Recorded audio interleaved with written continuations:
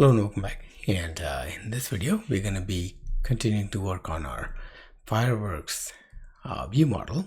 Okay, so let's go ahead and get started. We're going to start with our trigger explosion, and we're going to say show explosion is true, and then we're going to call a function which is going to generate particles. So let's go ahead and create that function right here.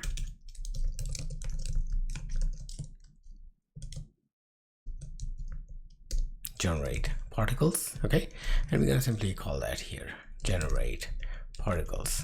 All right, then we're going to create our explosion timer, and this is basically going to control the animation for the for all the particles that are being played during the explosion phase. Okay, so we're going to publish at 0.016, so 16th of a second, and on the main loop in the common mode. All right, we're going to make sure we auto connect to this, and we have sync, which is going to have weak self. And first let's go ahead and extract self. All right, and then we're going to call our update particles, and this update particles is going to be another function which is going to be called, like, you know, when we want to update our particles state, so whether the position to play the nice fireworks animation or to make them disappear. Okay, now underneath this we're going to create a dispatch queue.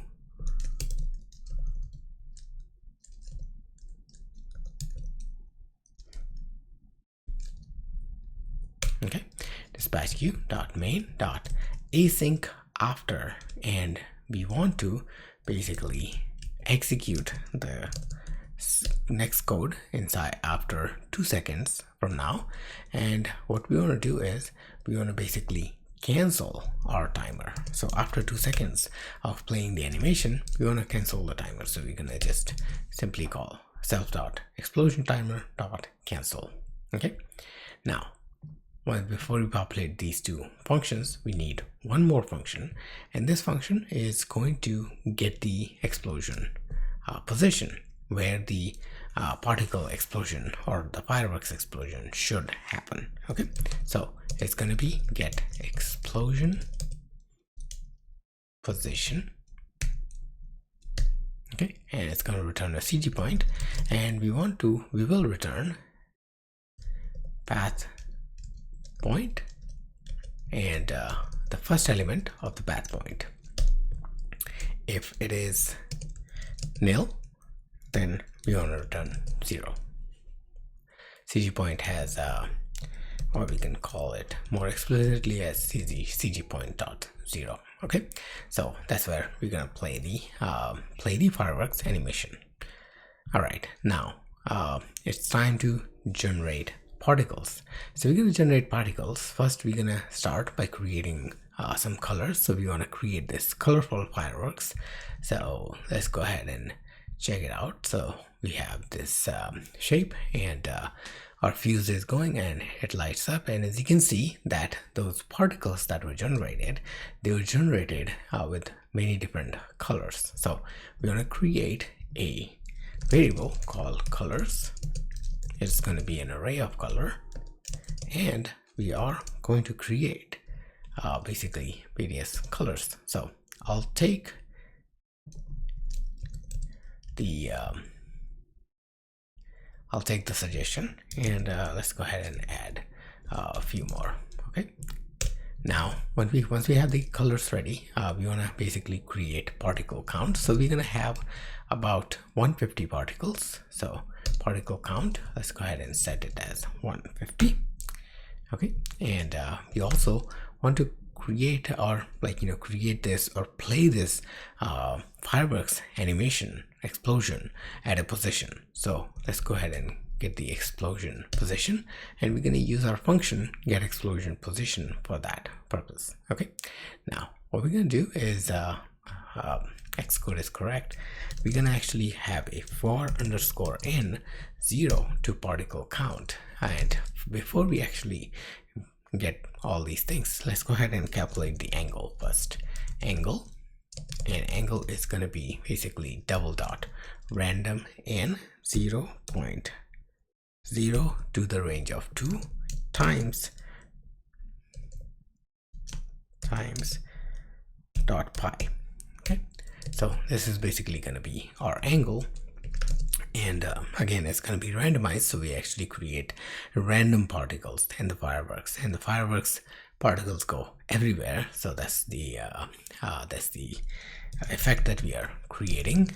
Speed is going to be another one, which is going to be random in the range from 1 to 5.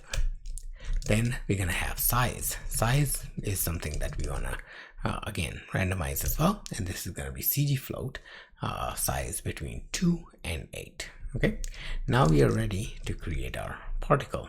Okay, so we're going to create our particle object, and this particle object is going to have a few things. So let's go ahead and press Command M to put all these in different lines so we can start basically populating them. So first one, the position is going to be the explosion position, the point at which the fireworks needs to play.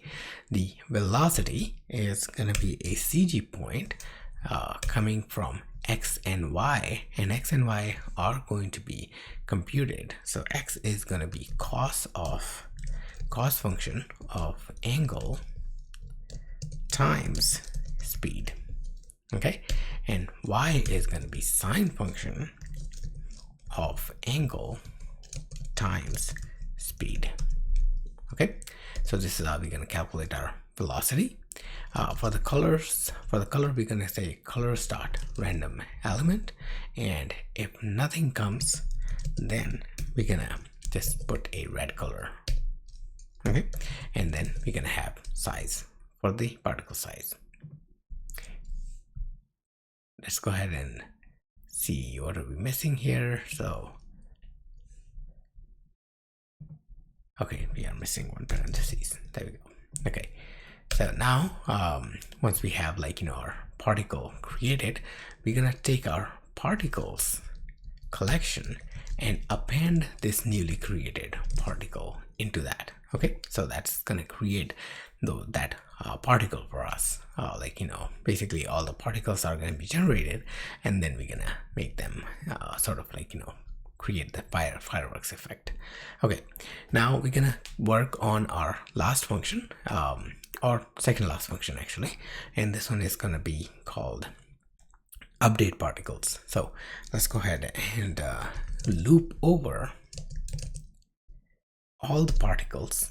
Okay, get a particle from the index, and then we want to basically update different things. So particle dot position dot x, and we want to basically increase it by the velocity. Okay, and we want to do the same thing for particle dot position dot y and velocity dot y. Okay, and then we also want to basically say particle dot velocity dot y plus 0.05. Okay, and let's also set the opacity. So we're gonna set the opacity for the particle as opacity. So we slowly want to make them disappear, so we're gonna do minus equal to 0.01. Okay, and then we're gonna update the particle at ith index with the newly set properties. There we go. And I is basically this guy right here. Let's go ahead and see. Particle has no subscript. Particles, actually, sorry, it's the particles where particles I is going to be updated with that particle. Okay, now if the function actually reaches to a point, we want to remove all the particles, we're gonna say just particles. When this is when, like, the fireworks is done, remove all. Okay, and while removing all, we want to set, like, basically you want to make sure remove all on this condition when the opacity for everyone is less than 0. Okay, so that's when we're gonna remove all the particles. All right, now there's one more function that we need to create, and that one is basically to align. If you notice, there are two elements that we are playing here. So we are playing this this rope, which is tracing back, and there is this flame that is tracing back the entire animation. So we want to make sure that those two are correctly aligned. So for them to align, there is a custom calculation or a custom function that we need, which is going to calculate the point at which the rope, or, like, the burning of the fuse is, and it's going to put the flame at the same point. So that calculation needs to be done inside the FireworksViewModel as well. So we'll create that function and be ready when it's ready to be used. Okay, so in the next video, we're just gonna cover that one last function. Okay, so so yeah, let's go ahead and hop on to the next video to complete Fireworks view model. Thank you.